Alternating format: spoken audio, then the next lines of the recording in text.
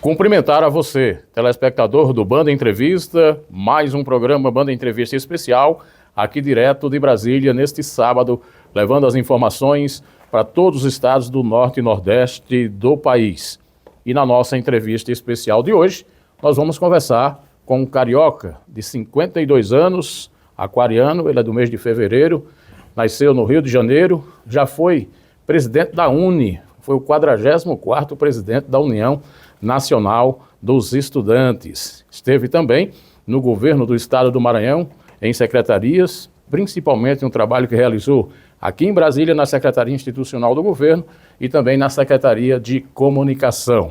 Esteve à frente como ministro-chefe do Gabinete de Segurança Institucional do atual governo do presidente Luiz Inácio Lula da Silva, foi o interventor federal aqui em Brasília após aqueles atos do 8 de janeiro e esteve à frente também da Secretaria do Ministério da Justiça e Segurança Pública, à época do ministro Flávio Dino. Hoje está à frente da Agência Brasileira de Desenvolvimento Industrial. Estou falando do jornalista Ricardo Carpello, presidente da BDI, com quem a gente vai ter o prazer de conversar a partir de agora. Primeiro que tudo, a alegria de ser recebido por você aqui na presidência da BDI e a gente poder conversar com os telespectadores do Norte e Nordeste do país, Carpello. É um prazer reencontrá-lo, um prazer conversar com todos os telespectadores do Norte, do Nordeste, essas regiões tão importantes do país, onde eu tive a oportunidade de trabalhar e guardo um carinho muito especial. Enquanto agência, qual é o papel que a BDI cumpre? Por exemplo, já que a gente tem um Ministério da Indústria que cuida exatamente da pasta, ela fomenta de que forma o trabalho? A BDI, a Agência Brasileira de Desenvolvimento Industrial, ela é um serviço social autônomo. Ela é uma agência vinculada ao MIDIC, dirigido pelo ministro Geraldo Alckmin, mas ela tem uma estrutura mais flexível, por ser um serviço social autônomo. E ela tem como missão auxiliar na elaboração das políticas industriais, no monitoramento das políticas industriais, no fomento à indústria, no fomento a iniciativas também que envolvam os pequenos, médios, microempresários, o fomento à inovação, o incentivo e o apoio à inovação na indústria, a inovação aplicada à estrutura das empresas, a digitalização. Você sabe que o desafio, a indústria do século XXI, ela é sustentável, ela é verde, mas ela é também digital, ela é inovadora, ela tem desafios também próprios da transição energética que nós estamos vivendo no mundo, fruto da transição climática, enfim. Então a BDI, ela articula, elabora, articula, incentiva, apoia projetos, sempre em sintonia também com o Ministério do Desenvolvimento, Indústria e Comércio, com o Ministério da Fazenda, que tem tratado também da transição climática, com o Ministério da Ciência, Tecnologia e Inovação, com o BNDES, com a FINEP. Então a gente participa desse ecossistema que trabalha desenvolvimento econômico e inovação no país. Perfeito. A gente tem hoje realidades, por exemplo, como o mercado da China, né, até pela população que tem, o que tem colocado no mundo. E por outro lado, você falou muito em tecnologia, a questão da inteligência artificial. Como é que a gente está preparado para enfrentar essas duas situações? Primeiro, não vou chamar de agressão, mas o avanço do mercado chinês dentro dos países, muitas vezes comprometendo as indústrias locais. E a questão da inteligência artificial, que daí é uma coisa que está à frente de todos nós nesse momento. Veja, Napoleão, o Brasil, ele tem que cuidar e proteger da indústria brasileira, porque a indústria brasileira ajuda o Brasil a se desenvolver e a gerar empregos no Brasil. Isso é o mais importante. Então, o mundo inteiro hoje, e tem um estudo do FMI, do Fundo Monetário Internacional, de janeiro desse ano, que mostra que só em 2023 nós tivemos novas 2.500 políticas industriais no mundo. Essas políticas industriais foram conduzidas, 48% delas pela China, pelos Estados Unidos e pela União Europeia, com impacto em 71% do comércio global. Que políticas industriais são essas? Elas vão desde crédito, os estados dando crédito, facilitando o acesso ao crédito para as indústrias poderem se desenvolver, passam por subsídios, o Estado dando dinheiro direto a fundo perdido para as empresas. Dou exemplo, a fábrica da Intel agora nos Estados Unidos, a nova fábrica da Intel de chips, semicondutores, só essa fábrica vai custar 100 bilhões de dólares. E o governo norte-americano está investindo só nessa fábrica 30 bilhões de dólares a fundo perdido, não é crédito, eles estão botando dinheiro. Então a política industrial voltou com tudo no mundo, crédito, subsídio e também proteção tarifária. Ontem, essa semana, o presidente Joe Biden, dos Estados Unidos, anunciou que está subindo tarifas de vários produtos chineses para proteger a indústria norte-americana. Então veja, o Brasil não tem que se proteger só da China, de A, de B ou de C. O Brasil, seja a indústria chinesa, seja a indústria norte-americana, seja a indústria de seja mercados que sejam afetados por qualquer outro país, o Brasil tem que proteger a indústria nacional, desenvolver a indústria nacional. Por quê? Porque a indústria nacional, ela ajuda o país a se desenvolver e gera o mais importante, que são empregos de qualidade no nosso país. E com relação à inteligência artificial, veja, Napoleão, a tecnologia é um desafio da indústria do século XXI, que é uma indústria também inovadora.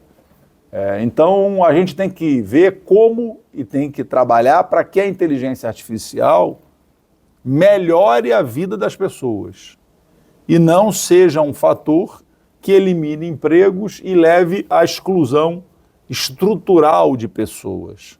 Esse é o desafio. Quer dizer, o avanço das tecnologias tem que servir ao aumento do bem-estar. Perfeito. Você falava em crédito, a gente tem, por exemplo, no Brasil e no nosso caso, lá no Nordeste, né, a gente tem o BASA, mas tem o Banco Nordeste, a Caixa Econômica, Banco Brasil, mas essencialmente o BNDES. Há hoje verdadeiramente uma abertura de mercado no BNDES para o industrial que nos assiste nesse momento? Com certeza. As consultas ao BNDES no primeiro trimestre desse ano, comparado ao primeiro trimestre do ano passado, cresceram 64%, mostrando que a indústria, as empresas estão procurando mais crédito, né? E o desembolso, além da aprovação, mas o desembolso, o pagamento do BNDES às empresas, a concretização do financiamento, aumentou 22% do primeiro trimestre desse ano para o primeiro trimestre do ano passado. Isso dá um sinal muito positivo para a economia. Por quê?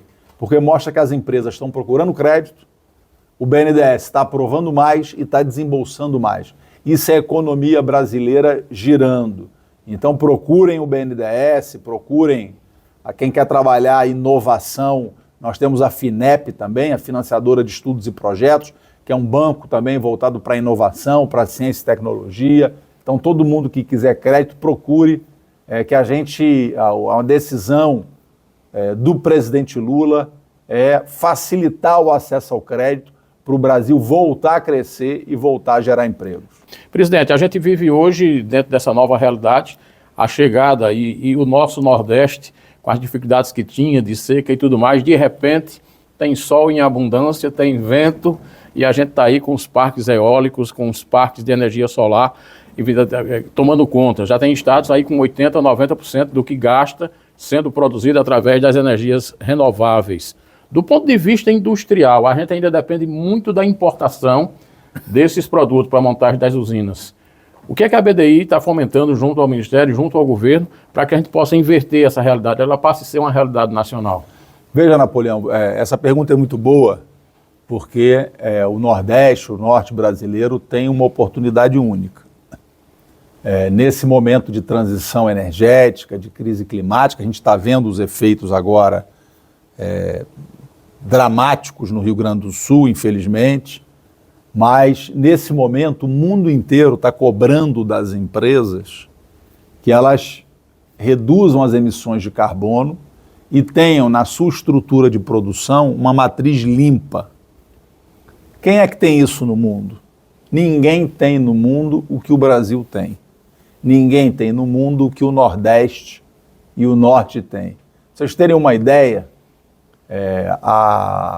o desempenho das turbinas eólicas, daquelas turbinas... Os ventiladores, dos aerogeradores, aqueles ventiladores gigantes. Né? O desempenho desses geradores de energia eólica no Nordeste, eles são quase o dobro da média mundial.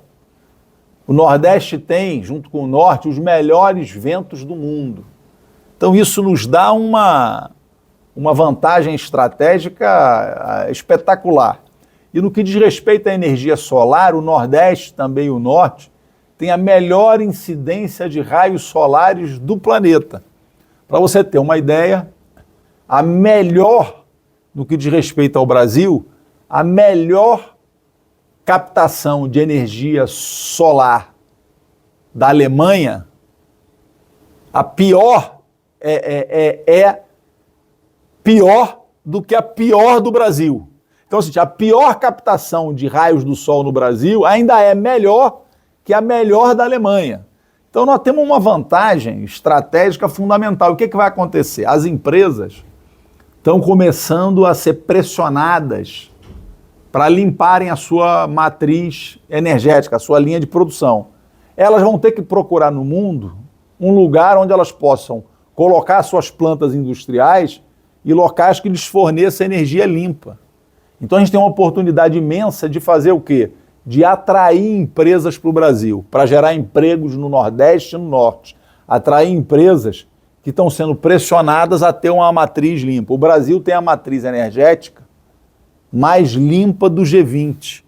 Nossa energia é majoritariamente hidrelétrica, solar e eólica. Então nós temos uma matriz muito limpa. Então isso é uma oportunidade para a gente atrair empresas, para a gente conseguir gerar empregos no Norte e no Nordeste. Agregando a isso, presidente, a gente agora, o presidente Lula, fantasticamente anunciou 100 institutos federais de educação. A gente não poderia ter nessa malha do Nordeste já a preparação de profissionais para ser absorvido exatamente nessas indústrias que vão se instalar, ao invés do cara estar discutindo lá engenharia, edificações e outros temas que às vezes não tem nada a ver de aproveitamento no Nordeste.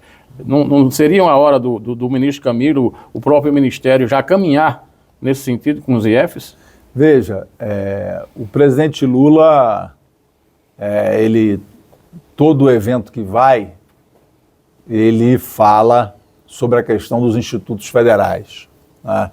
E ele sempre faz uma analogia, ele fala, olha, o Pelé fez 1000 gols, o Romário fez 1000 gols, nós temos que fazer 1000 institutos federais no Brasil. Estamos quase lá.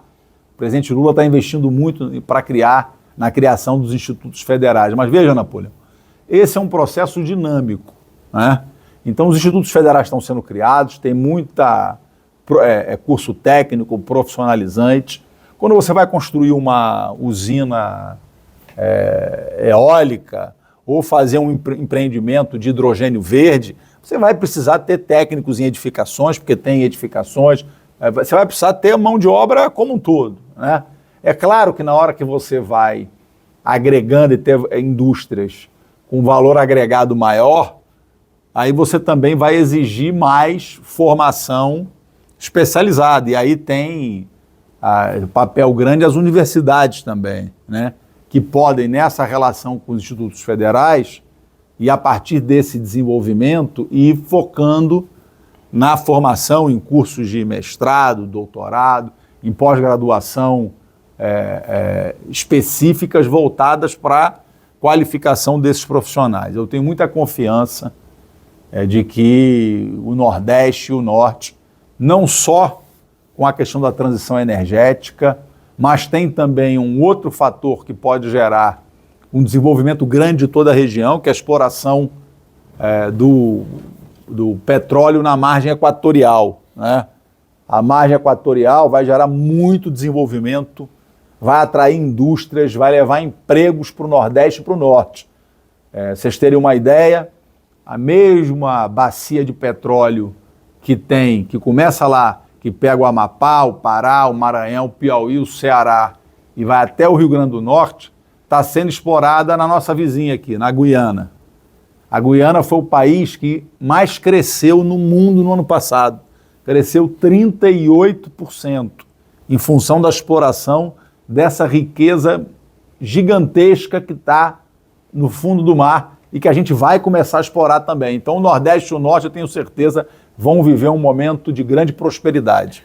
Enquanto agência, como é que o senhor vê esse modelo que é constitucional, está na Constituição, a Zona Franca de Manaus, como é que o senhor vê esse modelo e a perspectiva? Por exemplo, eu conversava ontem com o pessoal, só de componentes para motos, que serão 2,5 milhões de motos produzidas esse ano, 500 mil bicicletas, só de componentes são 17 mil trabalhadores na Zona Franca, só para componentes para esses dois segmentos.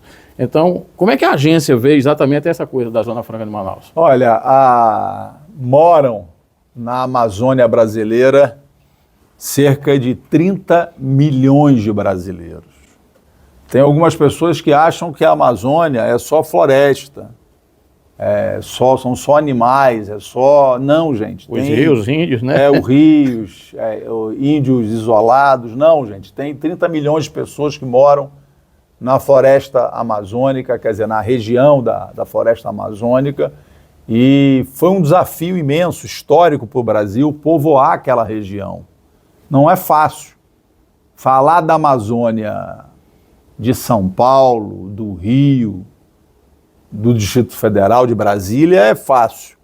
Mas para falar e conhecer a realidade da Amazônia, tem que conhecer a Amazônia. Então esse é um desafio estratégico do Brasil. A Amazônia tem uma riqueza imensa, nós temos o dever de cuidar, de preservar a floresta, de preservar a biodiversidade. Inclusive é uma contribuição fundamental do Brasil para o mundo. Agora, nós temos que também viabilizar condições econômicas para que as pessoas possam sobreviver na Amazônia. E, nesse sentido, a Zona Franca consagrada teve um papel fundamental na construção de Manaus, na consolidação de Manaus, do estado do Amazonas, teve e continua tendo um papel fundamental para auxiliar no povoamento e na fixação, no desenvolvimento, na geração de emprego e renda para as populações da Amazônia. Presidente, para a gente fechar, eu queria do senhor, com esse olhar, digamos, de LED que o senhor tem, o senhor é um cara que, embora há pouco tempo na presidência, mas quem conhece Ricardo Capello, como nós conhecemos, sabemos que ele enxerga lá na frente, ele está muitos anos à frente exatamente. No Nordeste e no Norte, o senhor já viu assim algum case que o senhor disse, isso aqui vai dar a liga, vai ser uma coisa interessante do ponto de vista industrial? Há alguma coisa hoje que a agência está identificando que será o grande ponto de desenvolvimento, afora essa questão das energias renováveis em nível de Nordeste e Norte do país? Olha, eu acho que o Norte e o Nordeste tem, como eu já falei, essa oportunidade fantástica relacionada à transição climática, à transição energética, né? A gente tem visto crescer bastante já projetos voltados para o hidrogênio verde, para o aço verde, que são produtos onde a linha de produção é toda de energia renovável, é carbono zero, quer dizer, não polui. Então, essa vantagem no que diz respeito à matriz limpa é muito grande no Nordeste. Uma outra oportunidade que eu vejo é no que diz respeito aos portos e à logística também do Nordeste. Veja, o Porto de Itaqui, que é o Porto do Maranhão, uma carga que sai pelo Porto de Itaqui, ela ganha 6 dias de viagem do Porto de Santos, por exemplo, para Roterdã, que é um dos maiores portos do mundo. E aí você tem vários portos no Norte e no Nordeste que acho que vão crescer muito também, porque, por exemplo, não faz nenhum sentido uma carga do Centro-Oeste descer para um porto do sul e do sudeste para depois ter que subir de novo para a Europa ou fazer uma volta maior para a China. Ali pelo norte, pelo nordeste, você chega mais rápido na Europa, sai pelo Canal do Panamá, chega mais rápido na China. Então tem uma oportunidade logística muito grande, de zonas de processamento de exportação. O Maranhão está agora finalizando um processo de aprovação de uma zona de processamento de exportação integrada ao porto. Então acho que o Nordeste... É um modal do Piauí que está integrando ferrovias, estradas e chegando ao porto que verdadeiramente o Piauí passa a ter, né? Fora Fortaleza, o Porto de Recife, Cabedelo lá na Paraíba. Então, enfim, Sim. quando a gente junta esse complexo aí, é muita coisa, né? São os portos do Nordeste e do Norte que eu tenho certeza que vão crescer muito e vão se transformar em alavancas de desenvolvimento de todos esses estados. Então, acho que energia limpa, infraestrutura, rodoviária, ferroviária, infraestrutura portuária, eu acho que isso aqui, que esse conjunto vai atrair um conjunto de empresas que virão implantar, colocar suas plantas no norte e no nordeste em busca de energia limpa e capacidade de exportar os seus produtos. Presidente, muito obrigado pelo carinho de ter nos recebido e ter conversado com o nosso telespectador de todo o norte e nordeste do país. Foi um prazer tê-lo conosco. Obrigado, Napoleão. O prazer é sempre meu. Um abraço a todos que nos acompanham no querido Nordeste e no querido Norte brasileiro. Muito obrigado a você que nos acompanhou nesse programa especial. Estou indo embora e não esqueça, é possível subir na vida falando a verdade. Só o poder de Deus é grande e é pelos humildes que ele é honrado. Um grande abraço e até a próxima oportunidade.